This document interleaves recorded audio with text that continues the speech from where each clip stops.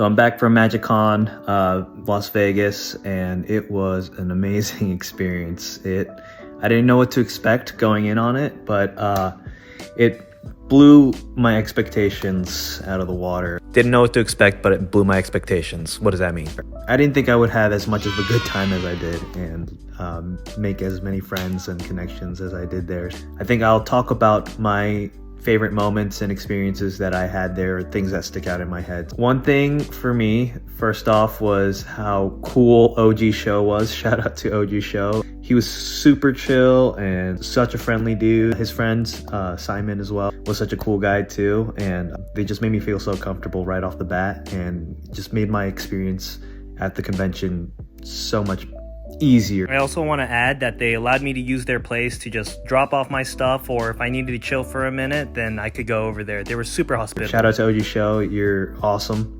Check out his content if you haven't seen his stuff. I didn't expect how frantic and chaotic it was going to be and how busy that I was actually going to be. The whole thing was exhausting, but it was so worth it. You know, I had my events scheduled that I signed up for the convention. I ended up dropping some of these events. I was like super down to drop most of these events just so that I can like meet other people and have time to hang out with people. So I think next time if I go to a convention, I don't think I'm going to sign up for any events. I'm just going to focus on like meeting people, hanging out with people, and maybe getting some Commander games in or something like that. Lesson learned there. This is just my own personal opinion, but the slumber party thing, if they have an event like that next time, I'd probably pass on it. Maybe I just didn't give it enough of a chance. Maybe it's because I'm old now. I think I could have done without that, and I think I would have rather like hung out with some people instead. To me, it just felt like an extension of the convention from like downstairs. That being said, I know other people enjoyed the slumber party and they had a great time. It was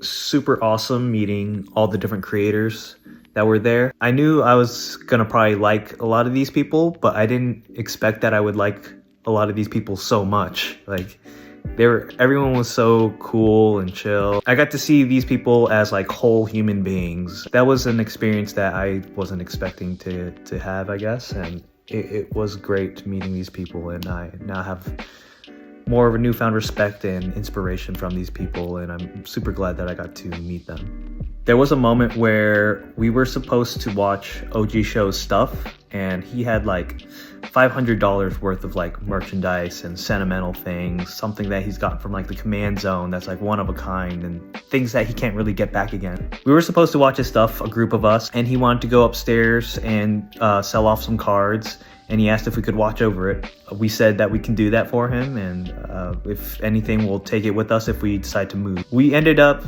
leaving it behind, and we lost the items. We tried to check the lost and found. He tried to check the lost and found and see if he could find it, but to no avail. I felt really bad about that because I was one of those people that was there that heard him ask us to watch over his things, and so I do feel responsible for that happening. He tried to say that, you know, it's okay and all that, but I know deep down he felt pretty bad about it because, you know, it's sentimental stuff. It's $500 worth of stuff. I would be upset too. I know Doggo Dude and OG's friend Simon, they talked about it, and they tried to get some stuff together to not replace it, but because we can't really replace what he lost, but at least give something that could show that we wanted to make it right somehow, do our best to try to make it right. And one of the things that he got was a bomber jacket that was from the store that they were selling there, and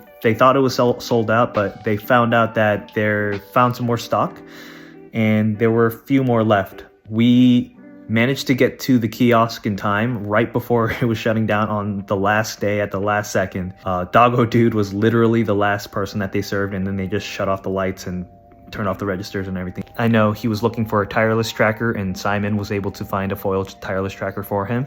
He lost the exclusive creator stuff, the bag that came with it. I gave him my creator bag because I don't really need it. I couldn't even physically pack it in my bag, so like I would rather it go to him. I also gave him my foil Arcane Signet that I won from Baron's the TikTok Limited Brawl, signed by all the other creators that attended that event. He was part of that event as well. Maybe he can sleeve it up in his deck and remember this special experience that we all had together. And we can't replace the value of what he's lost, but hopefully we can give him something new for like new memories that he can cherish.